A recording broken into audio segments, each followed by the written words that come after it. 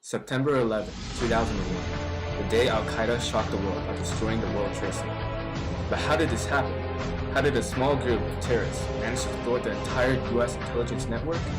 As we follow FBI investigator John O'Neill's life, we piece together the puzzle behind the days that led up to that fateful act. Good evening, Mr. John O'Neill. This is your chance to tell the world your story. You may begin. My name is John O'Neill, and I was an FBI investigator responsible for counterterrorism investigations. I was the man responsible for 9/11 bombings, but more specifically, I was the one who failed to prevent them when I could. Sunday, February 7, 1993. I was in my office when I received a call saying someone cited Ramzi Youssef. Youssef was the mastermind behind the 1993 World Trade Center bombing, a criminal on our most wanted list. This bombing attempt had failed to bring down the towers, but had succeeded in injuring thousands of innocent lives. I scrambled to assemble a team to capture Youssef, but since it was a matter of time before he was out of reach, I ordered the military aircraft to be repainted in civilian colors, which many of my peers thought was unnecessary. The $12 million bill certainly did not have a reputation, but we bagged Youssef, and the day afterwards, my job as FBI Counterterrorism Section Chief officially began. Tell us about your job. My FBI career focused mainly on Al-Qaeda and other terrorist groups. I led the I-49 Counterterrorism Squad, which was responsible for activities in the Middle East. Unfortunately, our correspondents in the Middle East were not as eager to help us in our investigations as we were to help them.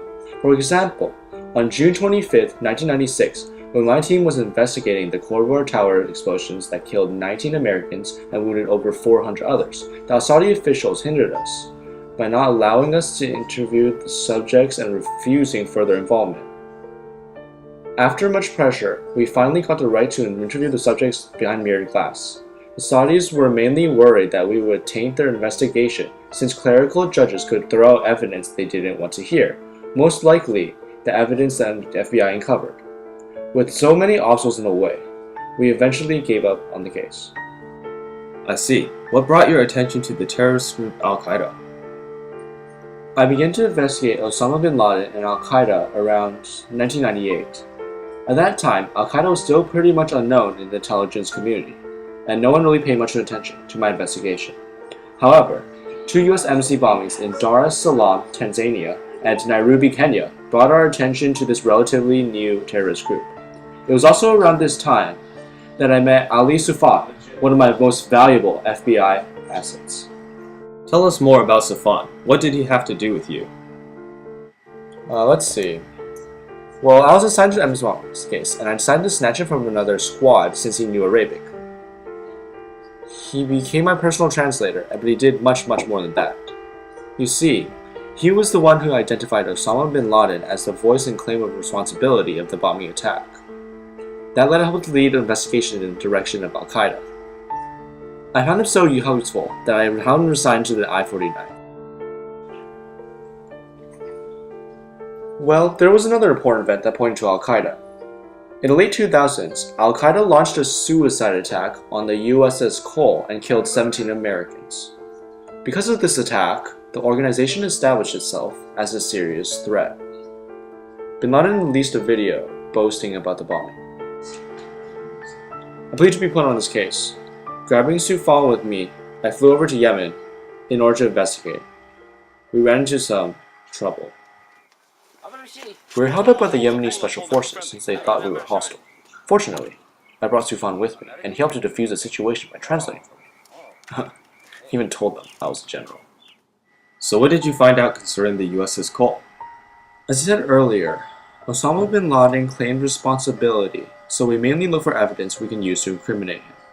With Soufan at my side, we managed to negotiate with the Yemeni investigators, but it was still a torturous ordeal. They just wouldn't let us get too involved. Unfortunately, I was deported back to the US because the ambassador wouldn't let me stay. That was fine though, since Soufan forwarded me all the vital information he uncovered. Apparently, we captured an Al-Qaeda photographer named Fahd al-Qussew after I left Yemen. Soufan questioned him, and we were able to wrestle some vital information from him. The mastermind behind the USS Cole bombing was Khalid, who was responsible for other acts of Al-Qaeda. This was really the first piece of evidence that linked the Cole bombing to Al-Qaeda. Even though Soufan already hypothesized correctly that they were responsible. Another thing. Soufan found out a large sum of money was leaving Yemen at around the same time of the Cole bombing. He requested the CIA to give him more intel about Claude, but those bastards withheld their information, which I was pretty sure would have helped our investigations on Al-Qaeda. I heard that the team had a few bureaucratic standoffs with the CIA and the NSA. Are all intelligence agencies like this, or was your case exceptional? Yes, the CIA kept blocking our investigation since they wouldn't hand over intelligence that we demanded. The CIA usually withholds information from the FBI because we're competitive.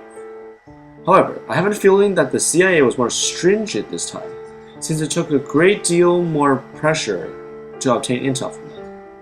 I remember an incident that underlined their attitudes toward me. Some CIA agents in Azerbaijan was able to get their hands on a laptop belonging to an Al-Qaeda associate. The agents cloned the laptop, which contained valuable charts and lists, but the CIA refused to turn over the information, even after I personally sent an agent to demand the president of Azerbaijan for the laptop. Would you say that this was the CIA's fault, or could you attribute this failure in communication to some of your own flaws? One thing I regret is not preserving a good reputation. As I said earlier, the $12 billion bill for the sting operation against Youssef already tarnished my reputation before my job even began. I have the impression that the CIA refused to cooperate with us, well, me specifically, because they're afraid I'm too brash and will reveal the intel. Also, the other intelligence officers probably hated me for my careless blunders. Well, one time, my girlfriend urgently needed to use the restroom, and I allowed her to use the FBI women's room against policy. Unfortunately, someone found out about this, and this incident left a stain on my record. I personally felt that this incident wasn't such a serious infraction, but my coworkers clearly thought otherwise. They believed that this would compromise the security of our operations. Still, this wasn't the end of my problems.